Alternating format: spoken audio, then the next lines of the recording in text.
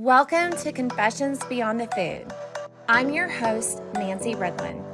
Let's dig in and get inspired. Hi, welcome back to Confessions Beyond the Food, the podcast where we explore the stories, passion, and innovation behind the food service industry. Today, I'm excited to welcome Liz Oba of Thomas Cuisine. Hi, Nancy. Thank you so much for having me on the show. We're so happy to have you.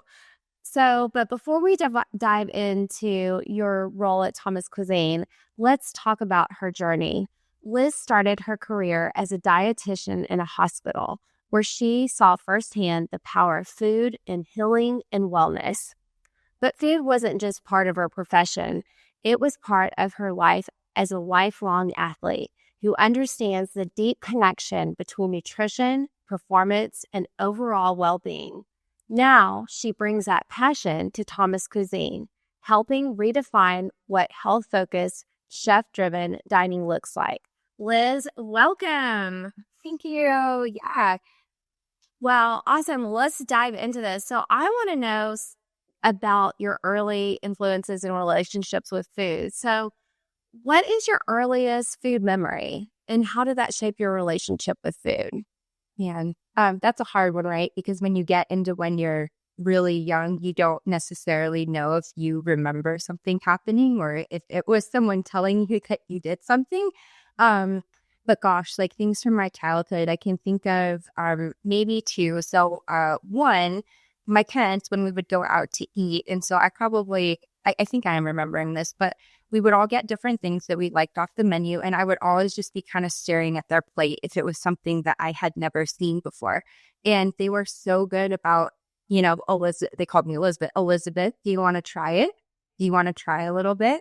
And I would usually say yes, so they'd give me a small piece of whatever it was, and they'd said, did you like it? Do you want some more? And I could say yes or no. So there was like no pressure to eat the food and then continue to eat it or like it or not, which was amazing. And I think that kind of helped me become an adventurous eater with a lot more willingness to try different things just because they exposed me to so many.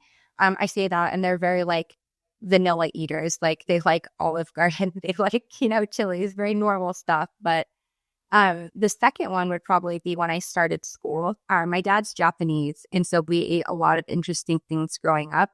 So just kind of being made fun of almost for having like tofu with fish flakes for lunch one day. None of the other kids were eating that or eating seaweed snacks. And I didn't realize I was different until I saw other kids didn't eat like that. But you were eating exotic. Yeah, right? I was trendy before it was cool.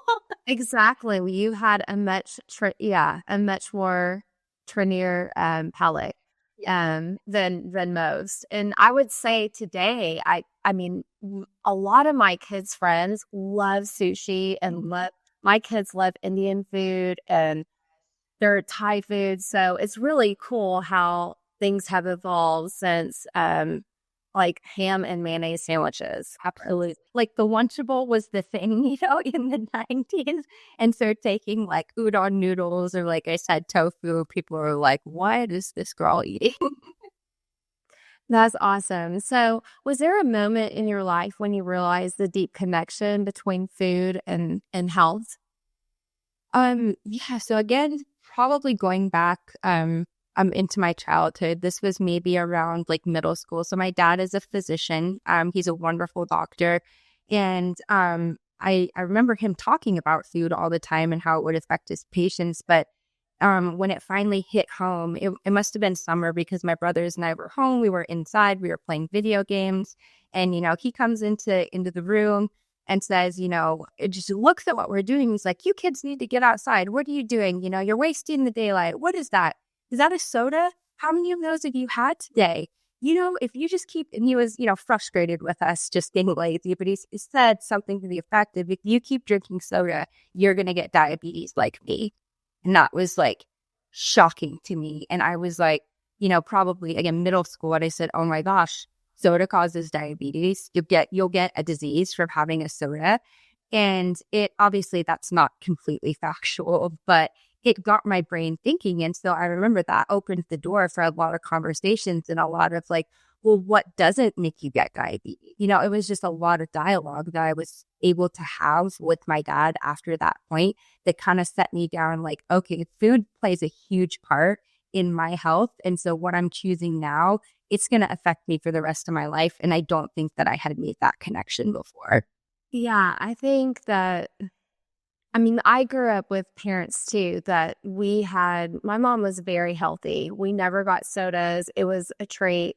But I don't know, did this happen to you? I mean, or did it stick with you? Because when I had growing up, I had similar, eating healthy, but then when I got to college, I just binged. Did you ever have that moment, or did you stay true to being healthy? Yeah. So I would say we had options when we were growing up. It wasn't like, there was no soda in the house. There was, but we had a very balanced meal. Like every night we sat down at the table. My mom made vegetables, right? There was some starch, there was some beef. It wasn't fancy, but it was very well rounded. And for me, when I got to college and I had that sort of freedom, I was on a soccer scholarship.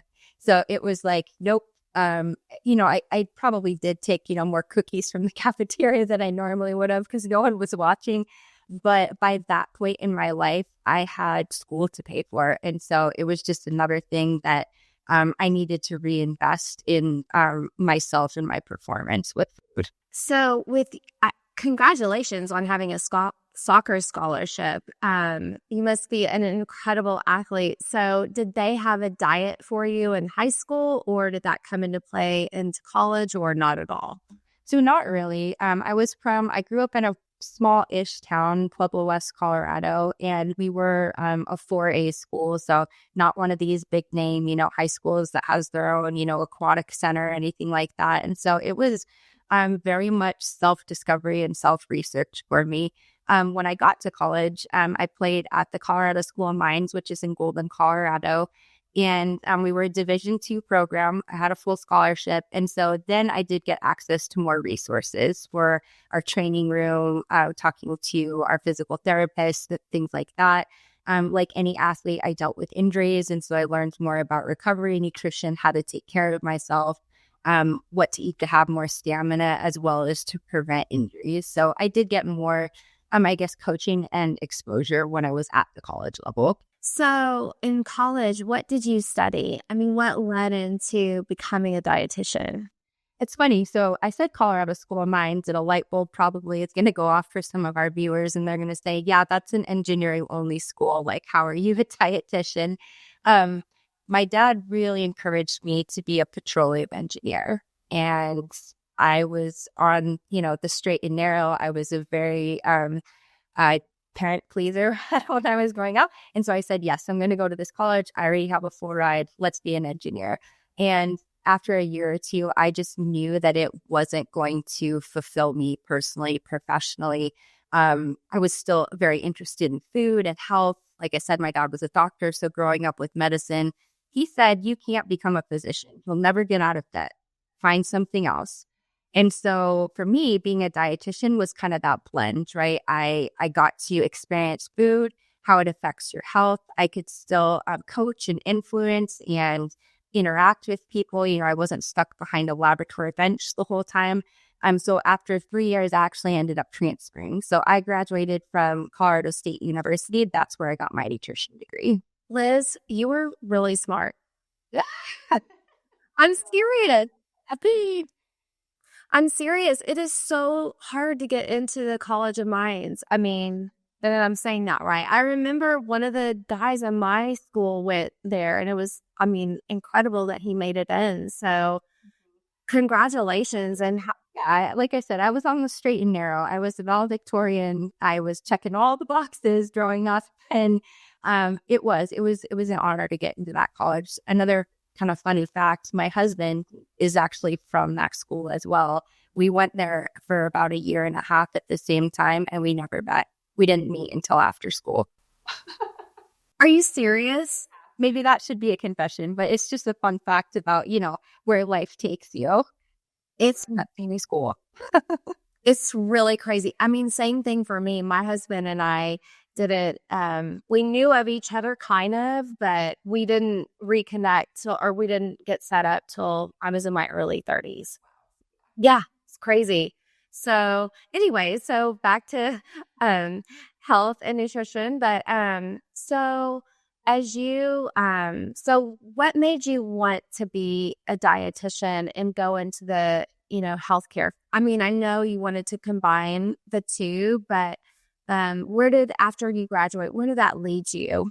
hmm So, being so far ingrained with like performance, I wanted to be a sports dietitian, right? I wanted to help athletes like push that limit. I was up in Seattle to finish that part of my schooling, and I'm like, yeah, Seattle Sounders, I'm going to be their dietitian, or I'm going to work for the Seahawks, something like that. And those jobs were very few and far between, especially for a new graduate.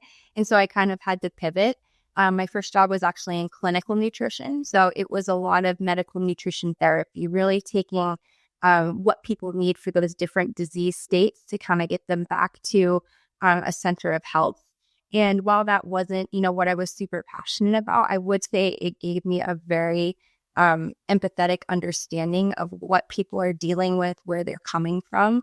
Um, and being able to relate to them on that level is something that I loved about being a dietitian, beyond just knowing the facts about the food, the carbohydrates, how your metabolism works.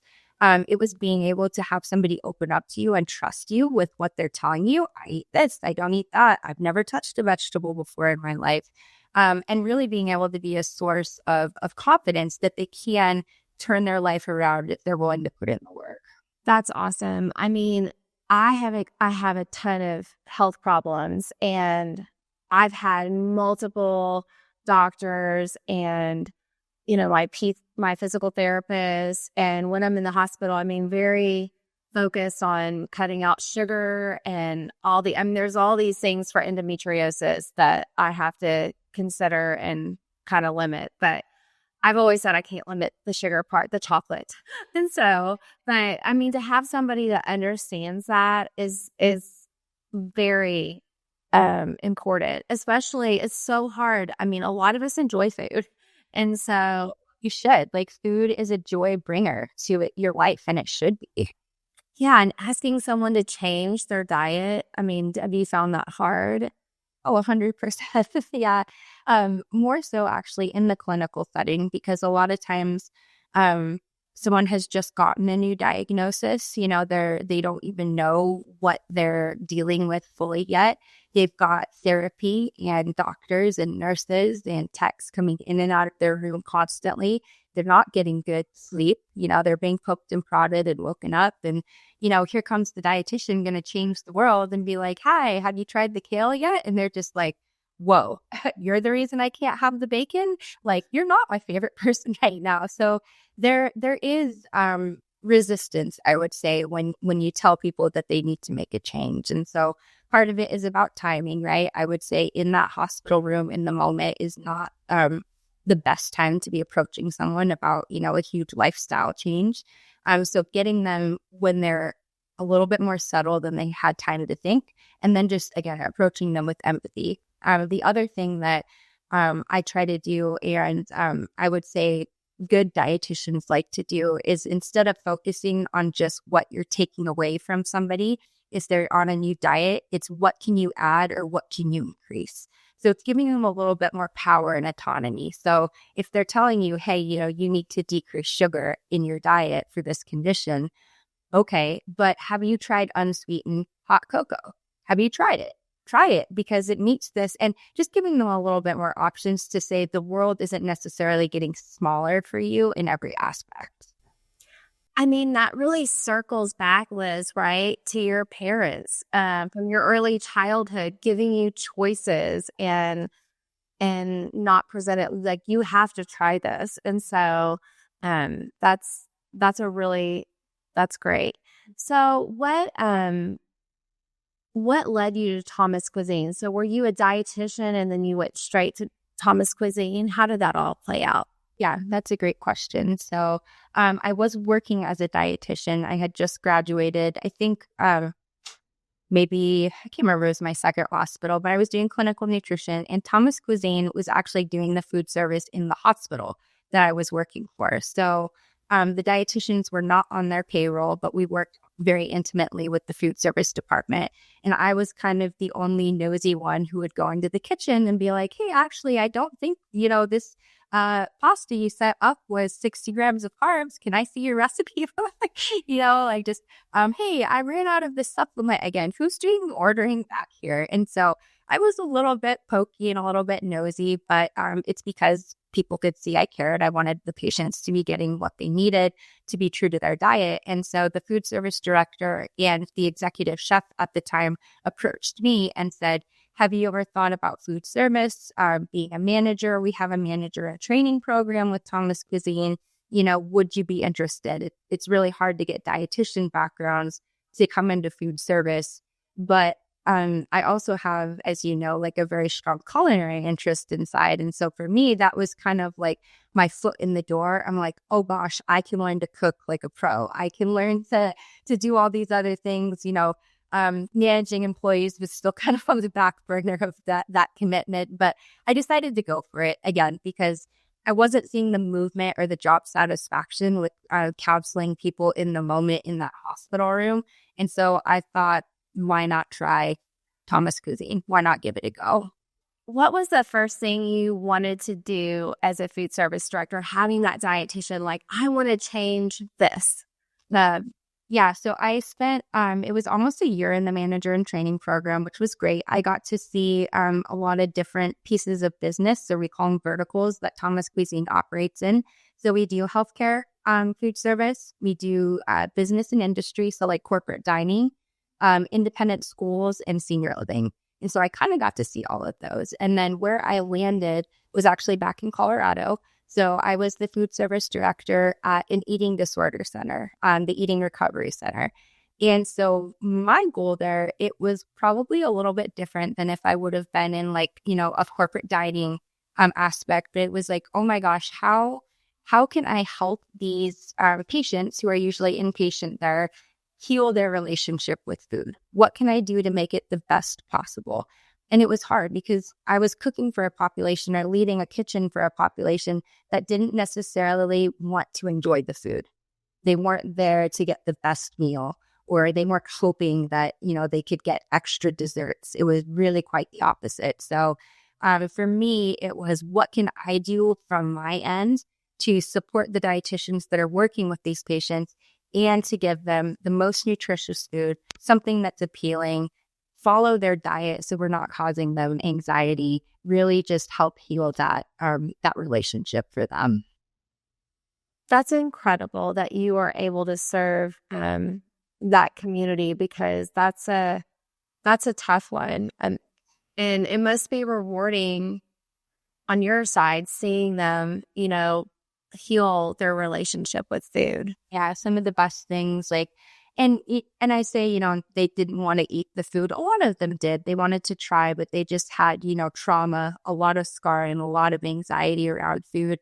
But we would get little notes sometimes, on the back of a plate that said, thank you so much. That was the best mac and cheese I ever had. And we would pin those things up in our kitchen. And it's like, the gravity behind someone who struggles with calories, with knowing what's in their food, to say something like that to your kitchen. And that's what kind of I would use to motivate, my new staff, as I'm bringing them on and saying, no, you're not just giving them a plate, like you are contributing to them repairing their relationship with food. That's awesome. So what do you think sets chef-driven, health-conscious food apart in the industry today? So interesting. So what sets it apart, I think, is that if you actually do it. In our industry, if you go to a lot of food service partners or providers, they're going to say, we cook from scratch. We have a clean ingredient label. Chefs prepare our menus, individualized for blah, blah, blah, blah, blah, blah, blah. And actually doing it is the differentiator in the industry. So saying, do we know where the ingredients are coming from? We can track it. Here it is. We replaced this product for this one because it was better as an end product, right? Less processed, less additives, whatever it may be. And so that's actually a lot of what my new role is with the Real Food Mission Ambassador is helping Thomas Cuisine really differentiate ourselves by putting our money where our mouth is. And there's a lot of groundwork that goes into that. We're not perfect. I don't think anyone would say they are, but we're investing and we're saying, hey, this is something that's important to us that we really do want to back up, and we're willing to put the resources behind it. So, have you seen regulations? I mean, I'm hearing about new like regulations around food tracing. Is that something that's affected you guys? So there is the first thing that comes to my mind was a regulation from the FDA banning red dye number 3. And so that's a food coloring that's been, in a lot of products in the United States for quite a while. It's banned in other countries. And this year they finally said, no, we're not allowing it. And they're doing kind of like a phased out approach, giving companies time to change their formulation. Thomas Cuisine, we've already started looking at our products and saying, what do we need to change? What's coming? So not really, I know it's not quite traceability, but like as far as regulations, like I believe we're going to see many more requirements like that coming, saying, this isn't a good idea. And because people are asking for it, they want to know what's in their food. They want to know if something is going to be helpful, harmful, or indifferent when they're consuming it. And so I think as a country, we're going that way, asking for that sort of information. So, what are some of the biggest misconceptions people have about healthy eating? So the one I hear all the time, oh, I can't eat healthy like that. It's too expensive, is probably the number one thing that comes to mind. And if you really break it down, if you do the math, it's not. And you do have to be selective.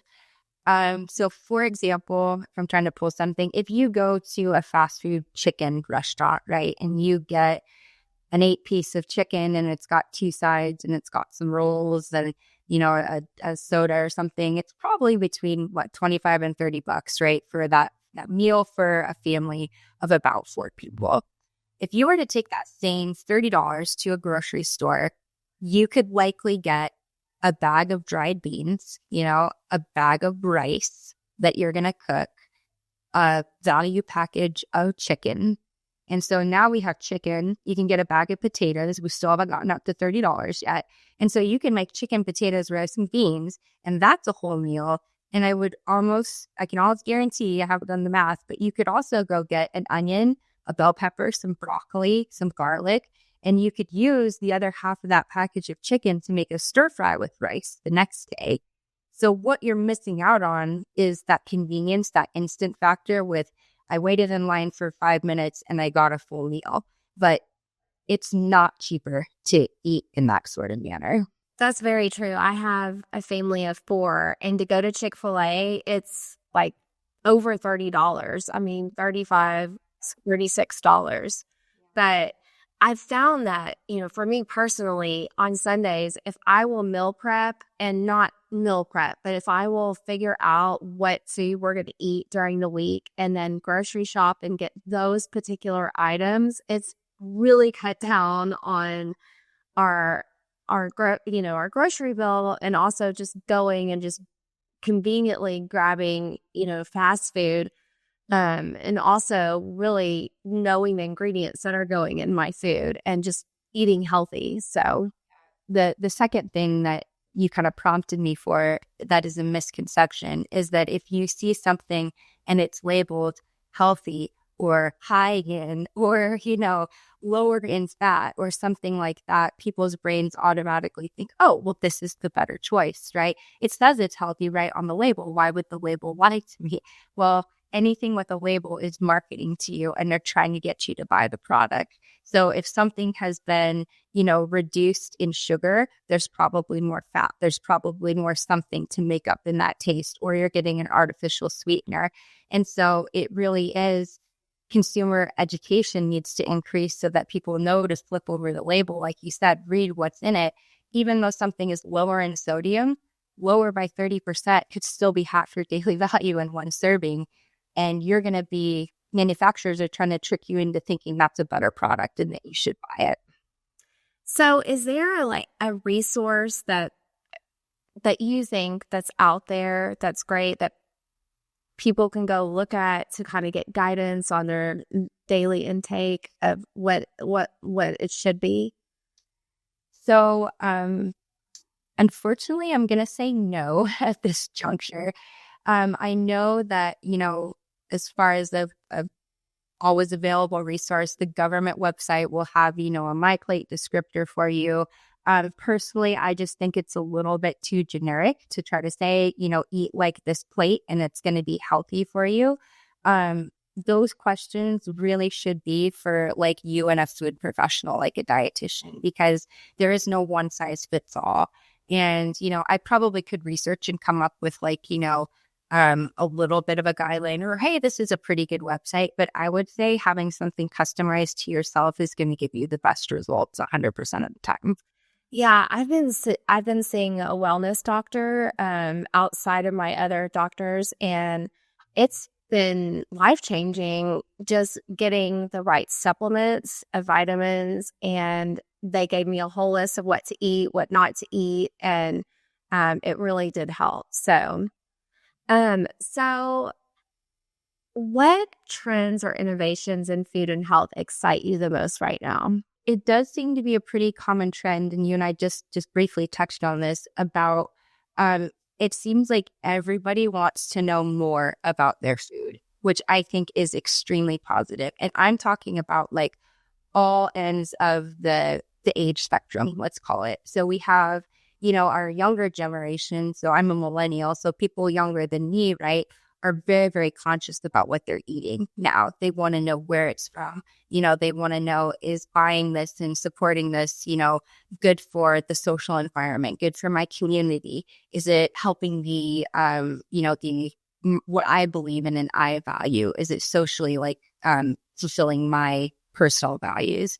On the other end of the spectrum, you have people like the baby boomers who are starting to get into, retirement age, and they want to know, is eating this going to prolong my longevity and vitality? What is this going to do to my health so that I can keep my independence or continue to go on these trips? Or, us in the senior living space for food service, are you providing things that are going to increase my quality of life when I eat them?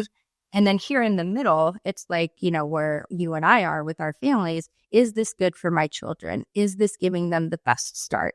Is it going to add or detract from how clearly they can think mentally, how much energy they have, their sleep patterns? And so that trend I absolutely love. I think it's only going to get more prominent as we move forward. But that's something that I've been seeing across our industry that I was super, super excited about. Yeah, there's I think a lot of people, I'm just seeing more and more supplements, more protein items out there. And I went to the ER one time, and this lady, she was a doctor, and she came in, and no one, I've been in this lifelong battle, and she said, you need to eat all red meat. And that's it. That was like her advice for me. And I was like, kind of describe it's like everybody kind of has an opinion, but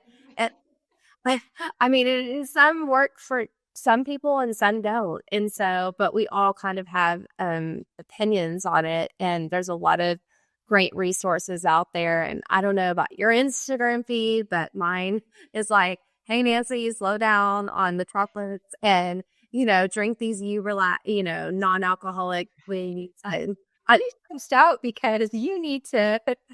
Yeah, so they all know, Big Brother knows what we're thinking. So, and I think food is one of those top of mind. So, if you could give advice to anyone looking to improve their relationship with food, what would that be? Well, we've talked about how, it's not easy to eat a very healthful diet. And so my kernel of advice would be, don't beat yourself up if you don't get it right 100% of the time, because nobody's going to. It's about making better choices more percentages of the time rather than staying on the strictest, most stringent diet you ever thought of in being perfect at it. Because I mean, I will tell you, I go out, if there is a game, we will have wings, we will have beer, or, if it's a birthday party, like I will have some of the cake, like, and that is okay. And so you need to really just embrace when you do make those choices and say, okay, that was great. I enjoyed it. I got emotional, social satisfaction out of that. And then go back to, your norm or what works for your body. The problem becomes when you let that once a week thing turn into twice a week, turn into now I'm not cooking, or I'll just pick something up. That's where it can, really have a negative effect on your lifestyle. But if it's once in a while, like that's the beauty of being human, is that you get to go out and enjoy those things. So don't deprive yourself of that, and don't beat yourself up when you do have those little indulgences. Like, I think that's my relationship with chips and queso. Yes. Yes. I am a chip person. I'm a kettle chips person. I can always tell when my relationship with food has gone unhealthy when I can alone eat like a whole thing of chips and queso. I mean, my chips and queso intake just really increases. So, well, I'm so excited that you were able to join, Liz. Like, this was really, really good information, hearing about your background and kernels of knowledge about, how we can make better, healthy choices. And it's so nice to know that there are people like you out there at Thomas Cuisine that really care about the actual person that is going to consume the food, and you take a very personal approach, and that's just awesome. And so, but before I let you go, we have to do our confession. Yes, I heard that was a staple of this. This is a requirement, so no pressure. Yeah, I will actually tell you, and this will be new news to everybody, that you got my name wrong when you introduced me. And so this is not your fault. Nobody knows this outside of my four walls yet, but I finally did. I've been married for almost 5 years now. It'll be 5 years in June. And I finally changed my last name, to my husband's about a week ago.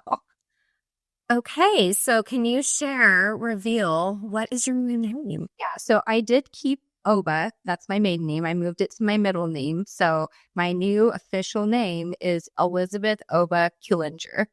Killinger? Yeah. Oh, that's a beautiful name. Oh, and it's so funny because it's not like I was avoiding it because I didn't want to, or, I'm not traditional like that. Like, I was excited to. It's just when I started thinking about my paperwork load and all the lines I would have to wait in, and oh my gosh, it's my pay stub, my credit card, the car loan, everything was going to have to change. It just like overwhelmed me, and so I just kind of kept like delaying it.